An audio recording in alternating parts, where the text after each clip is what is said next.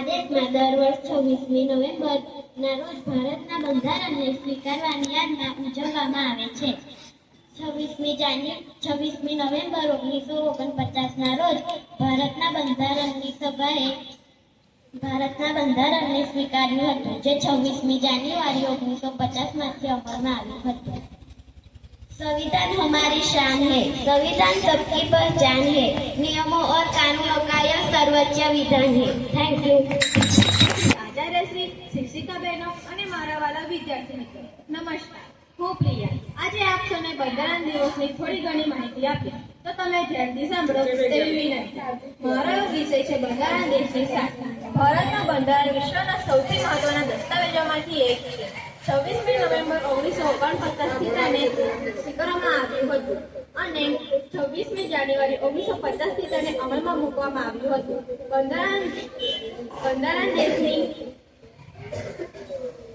બંધારણ દરેક નાગરિકોને અધિકાર આપતું હોવા ઉપરાંત કર્તવ્ય અને જવાબદારી પણ આપે છે.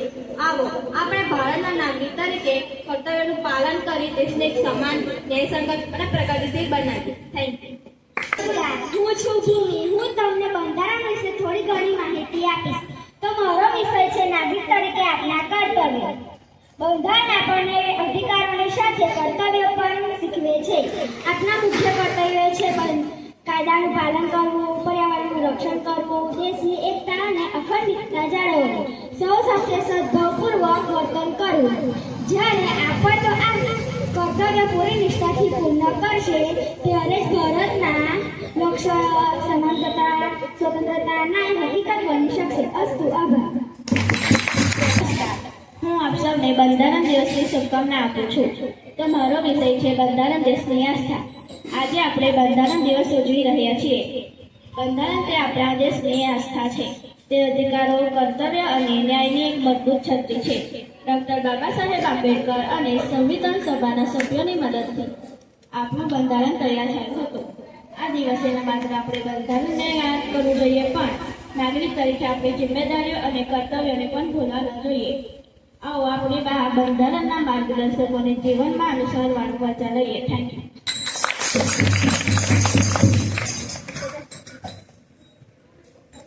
નમસ્કાર, હું છું વૈશાલી. હું આજે તમને બંધારણ વિશે થોડી ઘણી માહિતી આપીશ. તો મારો વિષય છે બાળકો માટે બંધારણની મહત્તા. મિત્રો, બંધારણ દિવસ આપણા માટે ખાસ છે. દરેક વિદ્યાર્થીઓ માટે તે સમજવું મહત્વપૂર્ણ છે કે આ દસ્તાવેજ આપણા અધિકારોને સુરક્ષિત કરે છે. સૌ સાથે બંધારણમાં લખાયેલ નિયમો આપણને શીખવે છે કે સૌ સાથે સમાન વર્તન કરવું, ન્યાય અને સત્યનો રસ્તો અપનાવો. આપણે બાળકોને શાળામાં અને ઘરે આ સિદ્ધાંતોનું પાલન કરવું. જ્યાં સુધી વિદ્યાર્થીઓ બંધારણના મૂલ્યોને સમજી અને અનુસરશે ત્યાં સુધી દેશની પ્રગતિ યથાવત રહેશે. અસ્તુ. નમસ્કાર, હું છું ઉર્વી.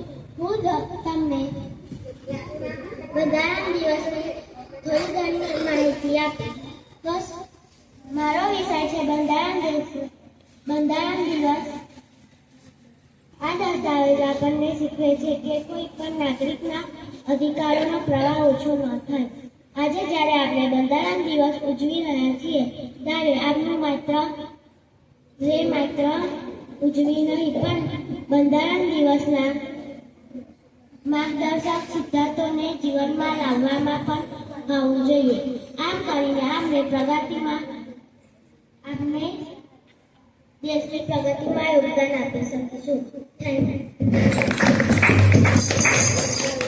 નમસ્કાર, હું જાનવી. મેં આજ આપકે સમક્ષ કવિતા રજૂ કરીશ. બંધારણ છે આપણા દેશનું દર્પણ, સૌના હિતમાં કામ કરે તેવું અર્પણ. અધિકારો આપ્યા, કર્તવ્યો શીખ્યા, ન્યાય અને સમાનતાના સંદેશા પહોંચાડે. પ્રજાનું રક્ષણ કરે, શાંતિનો છે આધાર. સાંસ્કૃતિક વૈભવ સાથે ભવિષ્ય બનાવે તાર. ચાલો બાળકો, એકજૂટ થઈને વચન આપીએ. ન્યાય, સ્વતંત્રતા, સમાનતાને જીવનમાં ઉતારીએ. બંધારણ માત્ર કાગળ નહીં, પ્રેરણાનો સ્ત્રોત છે. આપણા દ્રઢ સંકલ્પ અને મજબૂત પાયાનો કોટ છે. ચાલો પ્રત્યેક દિવસ આ સિદ્ધાંતો અનુસરીએ.